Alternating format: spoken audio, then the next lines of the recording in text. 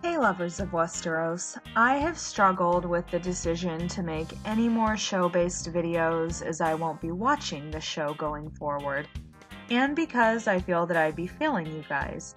By and large, I think I do a decent job of crafting theories by looking at legitimate evidence and putting it all together.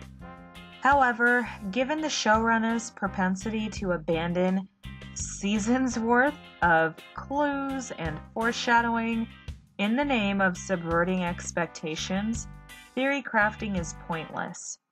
Even so, I have 2 videos addressing a specific topic, and there were a few things in episode 4 that connected to those 2 videos, so I wanted to touch on them. I'm talking about Qyburn's potential for betrayal and the murder for hire featuring Bronn plot. As you guys know, I've put forth that Qyburn's potential for betrayal is very real and that he, not Cersei, sent Bronn to kill Tyrion and Jaime. My suspicions were deepened after the scene between Bronn, Jaime, and Tyrion at Winterfell. Bronn did what I predicted. He didn't kill either brother, and he exposed that he'd been hired to do so by Cersei, allegedly.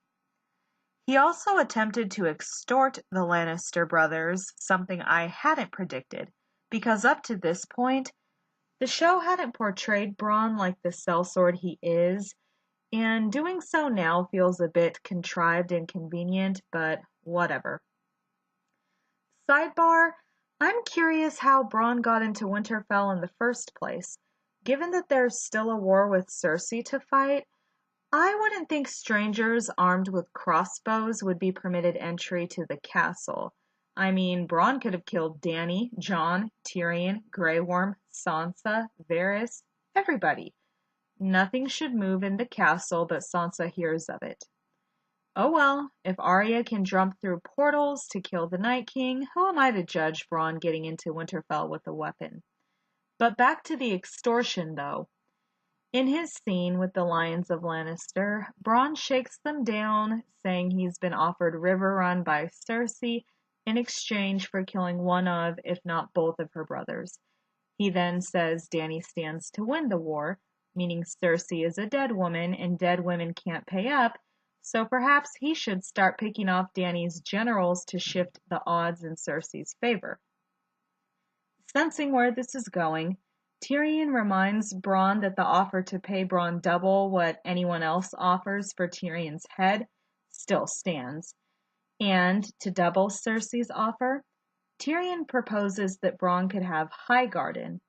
This seems to satisfy Bronn for the time being because he then leaves, telling the Lannister brothers to try not to die in the war to come.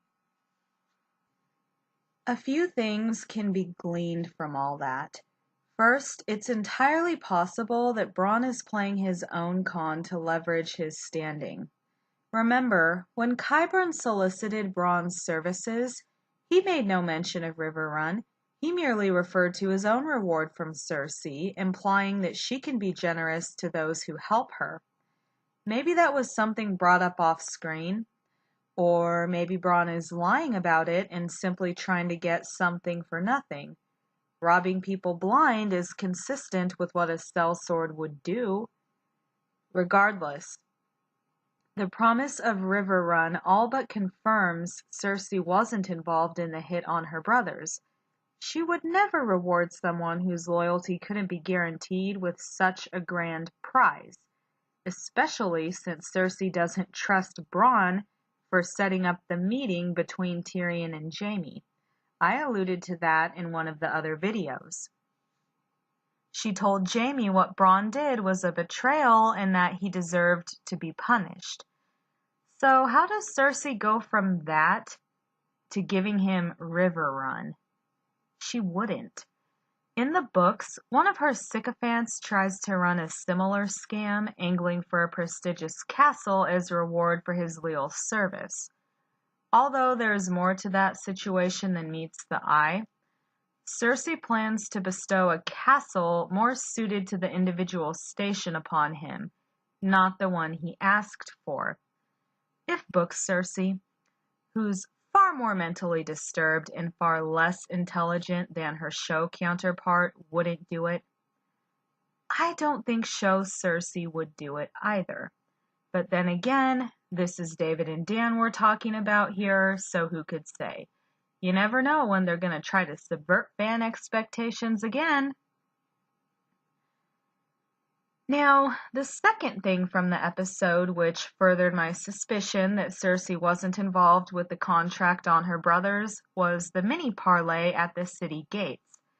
Tyrion walked right up to the gates, which were fully manned with archers and souped-up scorpions. Cersei had him right where she wanted him, raised her hand to ready the archers, then couldn't follow through. If she had truly wanted Tyrion dead, Cersei would have gave the command and had him killed then and there. It's the same scenario she was faced with in Season 7.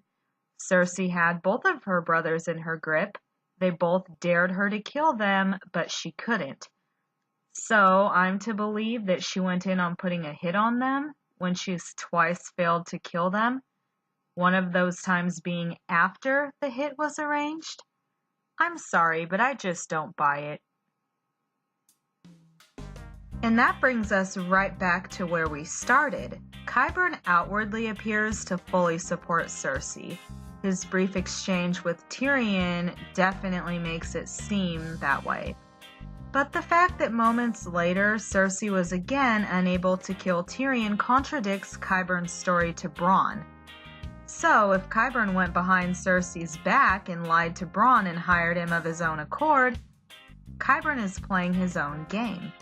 Whether that's because he's secretly loyal to Robb Stark for saving his life or it's something else, the fact remains that his loyalty can be called into question, which in turn means there's potential for betrayal. What do you guys think? Does episode 4 help or hurt this theory? Let us know down in the comments. If you enjoyed this video, please give it a thumbs up and subscribe for more content. I'm Ashley of Noth. Thank you for watching.